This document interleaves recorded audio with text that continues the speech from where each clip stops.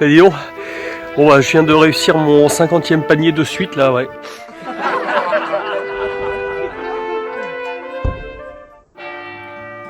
On entend les cloches sonner, bon bah il est temps de commencer notre réunion. Voilà, tout d'abord j'espère que tout le monde va bien, que le confinement se passe pas trop mal. Au menu pour ce matin justement, quelques témoignages sur le confinement, un petit message de Ins, un petit message de Clément, et puis quelques éléments pour continuer notre réflexion. Dans la vidéo de la semaine dernière, je vous avais invité à réfléchir sur les limites que l'Évangile peut nous donner à l'obéissance que nous devons aux lois de l'État. C'était en lien bien sûr avec le confinement. J'ai bien reçu les réponses de Clément, de Adèle, donc merci à vous deux, et puis je n'hésiterai pas à vous répondre. Deuxième élément, bien évidemment, ce sont les versets du jour. J'espère que vous les recevez bien, que vous priez avec. N'hésitez pas donc, comme d'habitude, à repérer les versets qui vous touchent le plus et à essayer de les intérioriser, de les garder en mémoire pour les méditer. Je vous propose d'écouter justement quelques témoignages à ce sujet. Cette semaine, le verset qui m'a le plus touché est Luc 1, 26-38. Car quand Marie a appris par l'ange Gabriel qu'elle allait enfanter, elle répondit « Voici la servante du Seigneur, que tout m'advienne selon ta parole. » Le verset qui m'a le plus touché cette semaine est en Marc 6, 34. En débarquant, Jésus vit une grande foule. Il fut saisi de compassion envers eux, parce qu'ils étaient comme des brebis sans berger. Alors il se mit à les enseigner longuement. Ce verset m'a touché car la foule était un peu perdue, mais lorsque Jésus les retrouva, il prit soin d'eux. Parce que dans un sens, on peut voir l'amour que Jésus a pour l'humanité, où il souhaite aider l'homme ainsi que la femme vers la bonne direction.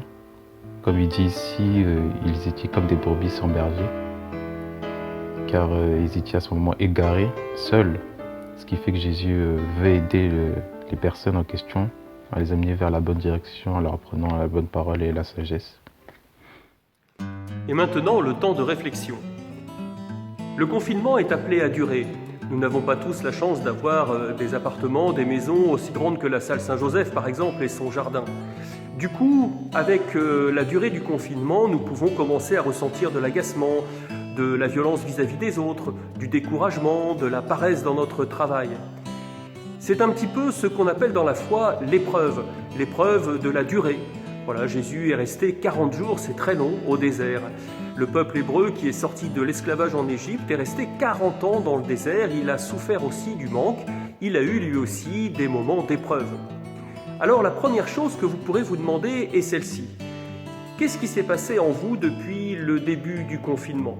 Quels sont les sentiments que vous avez ressentis ?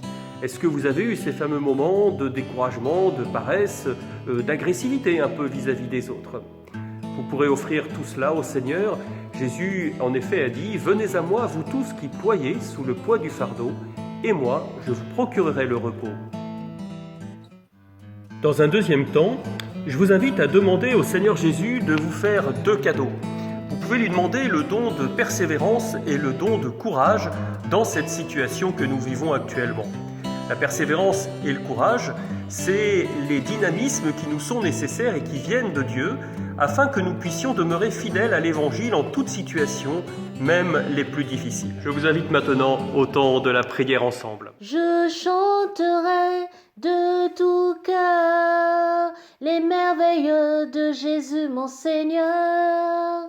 Il m'a ôté des ténèbres, il m'a délivré de tout péché. Je chanterai de tout cœur les merveilles de Jésus mon Seigneur. Il m'a ôté des ténèbres, il m'a délivré de tout péché. Car mon Dieu est fidèle, il ne m'abandonne jamais. Je n'ai plus rien à craindre, car mon Dieu m'a libéré.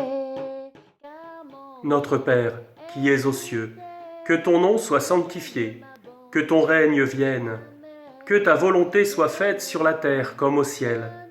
Donne-nous aujourd'hui notre pain de ce jour.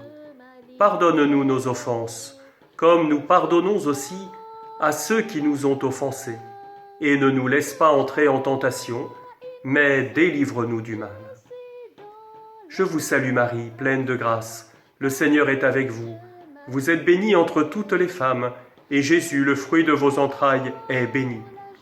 Sainte Marie, Mère de Dieu, priez pour nous pauvres pécheurs, maintenant et à l'heure de notre mort. Amen. Le Seigneur soit avec vous. Que Dieu, dont l'amour est tout-puissant, vous bénisse et vous garde, le Père, le Fils et le Saint-Esprit.